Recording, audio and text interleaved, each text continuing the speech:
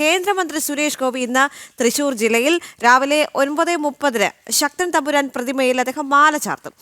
പരിപാടിയിൽ ജില്ലയിലെ BJP നേതാക്കളെല്ലാം പങ്കെടുക്കുമെന്നാണ് മനസ്സിലാക്കാൻ സാധിക്കുന്നത്. സുരേഷ് ഗോപിക്കെതിരെ വ്യാജ ആരോപണങ്ങൾ ഉന്നയിച്ച ഇടത് വലത് മുന്നണികൾ പ്രതിഷേധിക്കുമ്പോഴാണ് കേന്ദ്രമന്ത്രി ശക്തൻ തമ്പുരാന്റെ പ്രതിമയിൽ മാല ചാർത്തുന്നത്. സനു കെ സജീവ് ചേരുന്നുണ്ട് കൂടുതൽ വിവരങ്ങളുമായി. സനു, ഈ വ്യാജ പ്രചരണങ്ങൾക്കിടയിലും അല്ലെങ്കിൽ കഴിഞ്ഞ ദിവസമെല്ലാം ഡിഫിയുടെ നേതൃത്വത്തിലുള്ള പ്രതിഷേധങ്ങളെല്ലാം ഉണ്ടായിരുന്നു. പക്ഷേ അതൊന്നും താൻ വകവയ്ക്കുന്നേയില്ല, തന്റെ പ്രവർത്തനങ്ങൾ കൃത്യമായി നടക്കുക തന്നെ ചെയ്യുമെന്ന് വെല്ലുവിളിച്ചുകൊണ്ട് സുരേഷ് ഗോപി ഇന്ന് തൃശ്ശൂരിലുണ്ട്. അദ്ദേഹം നിരവധി പരിപാടികളിൽ പങ്കെടുത്തു വരികയാണ്. ഇന്ന് 9:30 ശക്തൻ തമ്പുരാൻ പ്രതിമയിൽ അദ്ദേഹം മാല ചാർത്തുകയാണ് അല്ലേ?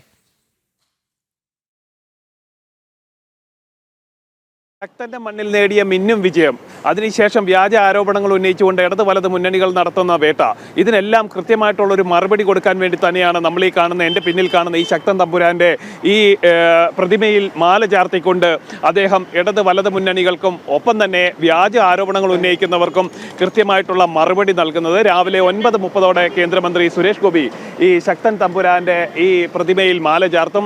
അത് തന്നെ വലിയൊരു സന്ദേശമാണ് ഇടത് വലത് മുന്നണികൾക്കല്ലേ ഇത്തരം ആരോപണങ്ങൾ ഉന്നയിക്കുന്നവർക്ക് നൽകുന്ന ഒരു വലിയ സന്ദേശം കൂടിയായിരിക്കും ഈ ചടങ്ങെന്നാണ് നമുക്ക് മനസ്സിലാക്കാൻ സാധിക്കുന്നത്. സാധാരണ ശക്തന്റെ തട്ടകം കീഴടക്കുക എന്നൊക്കെ നമ്മൾ ആ ഒരു പദപ്രയോഗമൊക്കെ കേട്ടിട്ടുള്ളതാണ്. അത്തരത്തിൽ തന്നെ ആ ശക്തന്റെ തട്ടകം പിടിച്ചടക്കിയ 2024 ലോക്സഭാ തെരഞ്ഞെടുപ്പിൽ കൈവെള്ളയിൽ ഒതുക്കിയ താമര വിരിയിച്ച കേന്ദ്രമന്ത്രി വീണ്ടും ഇവിടെ എത്തി ആ മാല ചാർത്തുമ്പോൾ അത് ഈ ആരോപണം ഉന്നയിക്കുന്നവർക്കുള്ള ഒരു മറുപടി കൂടിയാണ്, ഒരു സന്ദേശം കൂടി നൽകുകയാണ്. കാരണം വ്യാജ ആരോപണങ്ങൾ ഉന്നയിച്ചുകൊണ്ട് തന്നെ തളർത്താനാവില്ല എന്ന് വ്യക്തമായിട്ടുള്ള സന്ദേശം നൽകുന്നതിന് വേണ്ടിയാണ് ഇത്തരത്തിലൊരു പരിപാടി കൂടി സംഘടിപ്പിച്ചിരിക്കുന്നതെന്നാണ് BJPയിൽ നിന്ന് നമുക്ക് മനസ്സിലാക്കാൻ സാധിക്കുന്നത്.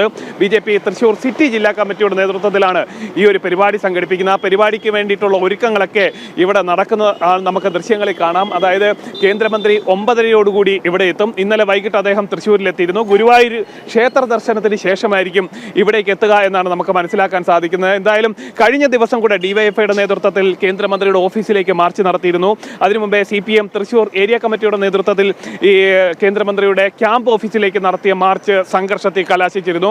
അദ്ദേഹത്തിന്റെ ഓഫീസിലേക്കുള്ള ദിശാ ബോർഡിലേക്ക് കരിയോയിലൊക്കെ ഒഴിച്ചതോടുകൂടിയാണ് ഈ ഒരു സംഘർഷ സാധ്യത അല്ലെ സംഘർഷമൊക്കെ തുടങ്ങുന്നത്. അതിനുശേഷം BJPയുടെ നേതൃത്വത്തിൽ CPMന്റെ അഴീക്കോടൻ സ്മാരകം, അതായത് CPMന്റെ ജില്ലാ കമ്മിറ്റി ഓഫീസിലേക്ക് മാർച്ച് നടത്തുകയും ആ മാർച്ചിൽ സംഘർഷമുണ്ടാവുകയും ജില്ലാ പ്രസിഡന്റ് തലക്കിട്ട പോലീസിന്റെ ലാത്തിയടി ഏൽക്കുകയും തുടർന്ന് CPM പ്രവർത്തകരുടെ കല്ലേറിൽ മൂന്നോളം BJP പ്രവർത്തകർക്ക് പരിക്കേൽക്കുകയൊക്കെ ചെയ്ത സാഹചര്യമുണ്ടായിരുന്നു. ഇതിനുശേഷം പാർലമെന്റിൽ ഉണ്ടായിരുന്ന സുരേഷ് ഗോപി അടിയന്തരമായിട്ട് തൃശ്ശൂരിൽ സന്ദർശനം നടത്തുകയും പരിക്കേറ്റവരെ നേരിട്ട് കാണുകയൊക്കെ ചെയ്തിരുന്നു, അവരെ ആശ്വസിപ്പിക്കുകയൊക്കെ ചെയ്തിരുന്നു. ഇതിനുശേഷമാണ് അദ്ദേഹം പൊതുപരിപാടി എന്ന നിലയിൽ ആദ്യമായിട്ട് അല്ലെങ്കിൽ ശക്തന്റെ തട്ടകത്തിലേക്ക് ചിങ്ങം 1 തന്നെ എത്തുന്നത്. അതായത് ഈ മാല ചാർത്തിയതിനു ശേഷം അദ്ദേഹത്തിന് മറ്റ് പൊതുപരിപാടികളൊന്നുമില്ലെങ്കിലും അദ്ദേഹത്തിന്റെ പ്രധാന പരിപാടി അല്ലെങ്കിൽ ഇന്നത്തെ പ്രധാന ഷെഡ്യൂളുകളിൽ ആദ്യത്തെ ഒരു ഇനമായിട്ട് തന്നെയാണ് ഇത് ഉൾപ്പെടുത്തിയിരിക്കുന്നത്. അതായത് ഈ ആരോപണങ്ങളുടെ മുനയൊടിക്കാൻ ഇത്തരത്തിലുള്ളൊരു നടപടികളിലൂടെ സാധിക്കുമെന്നാണ് അദ്ദേഹം കരുതുന്നത്. അപ്പോൾ രാവിലെ എത്തുന്നു, 9:30 ഈ ശക്തന്റെ പ്രതിമയിൽ മാല ചാർത്തുന്നു. തുടർന്ന് പ്രവർത്തകരുമായിട്ട് സംസാരിച്ചതിന് ശേഷമായിരിക്കും അദ്ദേഹം മറ്റ് പരിപാടികളിലേക്ക് മടങ്ങുക എന്നാണ് അറിയാൻ സാധിച്ചത്.